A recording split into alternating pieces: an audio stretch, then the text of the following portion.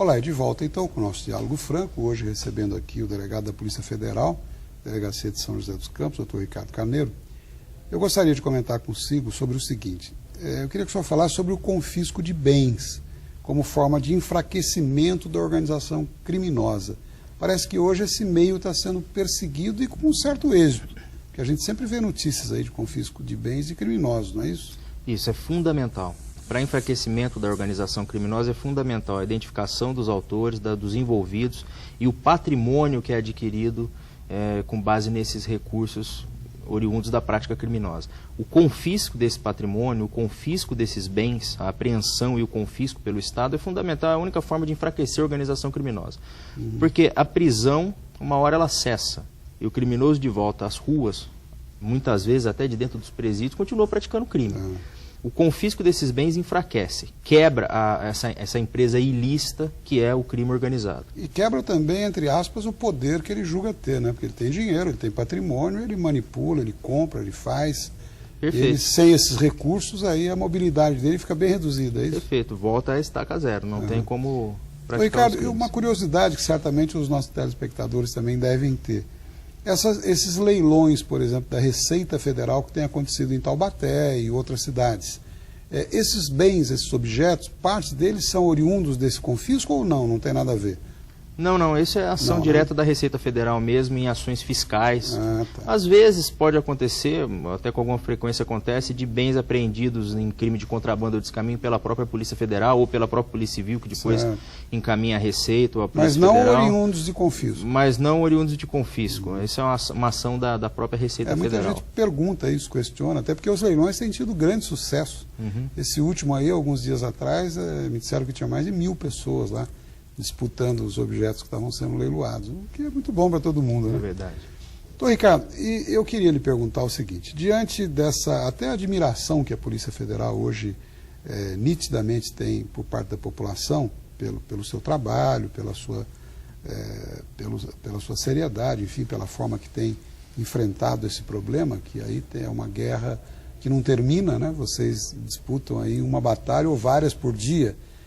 Eu gostaria de colocar ao senhor o seguinte, qual o conselho que o senhor daria, jovem como o senhor é, aos jovens que nos assistem agora, por exemplo, e que pretende ingressar na carreira policial? O que eles podem ouvir, o que nós podemos ouvir do senhor agora?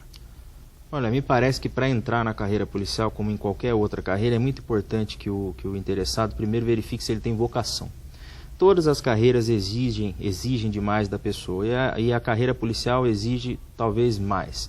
A gente tem um horário fixo e esse horário fixo de trabalho normalmente é estendido. Nós temos ações durante a madrugada, nós temos ações durante os finais de semana. Então é necessário que você tenha isso em mente, né? O federal pode estar, desculpe interrompê-lo, mas pode estar lotado em qualquer ponto do país, né? Sim. O senhor não escolhe o seu ponto? Não, o concurso é feito em âmbito federal, passadas a parte das provas escritas, você vai para a Academia Nacional de Polícia, onde você se forma, e ali você escolhe, de acordo com a sua classificação, o local de lotação dentro do que tiver disponível. Então você pode ir para qualquer local do país. Pode ir para uma superintendência em São Paulo, como pode ir para uma base em qualquer fronteira. Em Roraima. Isso. Então é necessário que tenha vocação, é necessário que estude, os concursos estão cada dia mais difíceis, o concurso da Polícia Federal é um concurso difícil, muito disputado, difícil em si pelo que se exige e também pela quantidade de candidatos que se inscrevem ao concurso aí quando ele acontece. Mas o senhor aconselharia o jovem que lhe pergunte se ele se sentindo vocacionado, na sua opinião, ele deve entrar? O senhor, como delegado, se sente realizado? Eu sou um pouco suspeito para falar, porque foi sempre o meu objetivo, né? O cargo de delegado da Polícia Federal. Eu estudei incessantemente 4 anos para isso, né?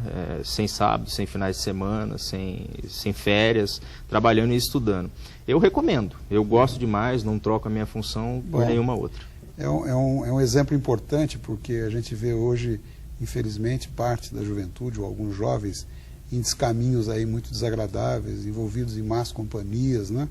E nada como ouvir de um jovem como o senhor, que é um integrante da corporação da Polícia Federal Brasileira, esse tipo de colocação. E eu queria ainda comentar consigo sobre como está a estrutura da Polícia Federal, inclusive na região, no que tange ao crime organizado, doutor Ricardo. A Polícia Federal ela tem um setor específico de combate ao crime organizado, até por exigência da própria lei de combate ao crime organizado. Então, em Brasília, você tem um órgão central, que é a Diretoria de Combate ao Crime Organizado, e nas superintendências espalhadas pelo Brasil, as diretorias regionais de combate ao crime organizado. Essas diretorias se dividem no combate a várias frentes de batalha, no tráfico de armas, nos crimes financeiros, nos crimes contra o patrimônio.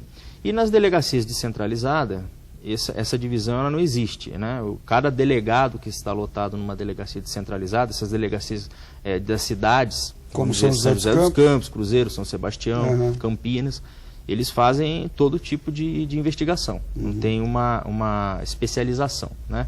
Mas dentro do departamento isso é muito bem geral, é um clínico geral.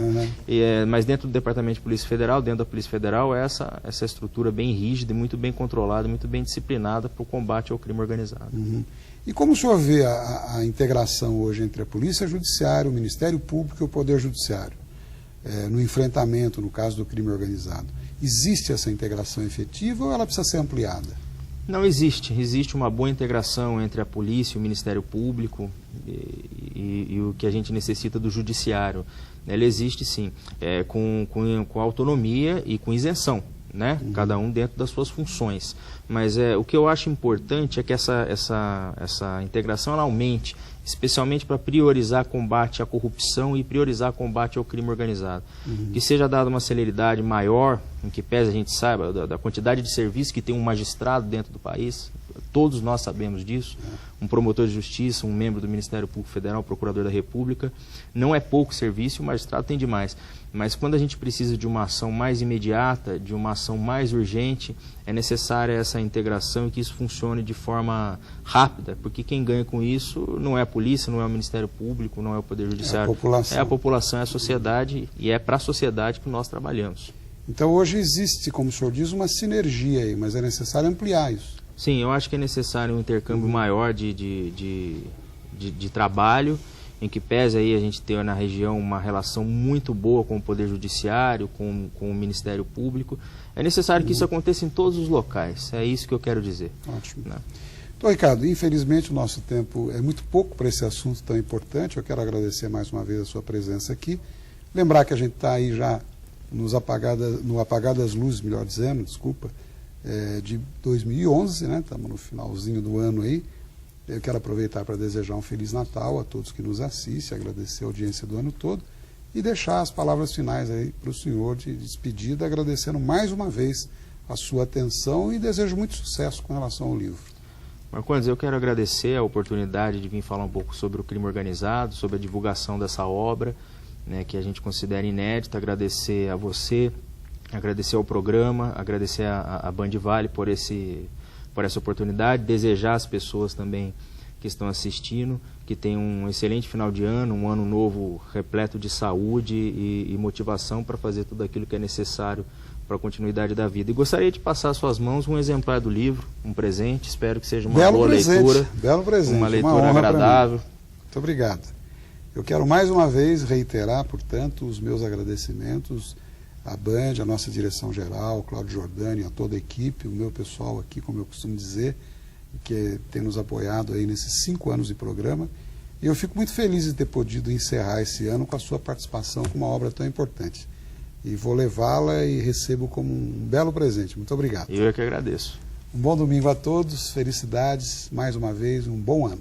Até mais, Ricardo. Até mais, prazer em revê-lo.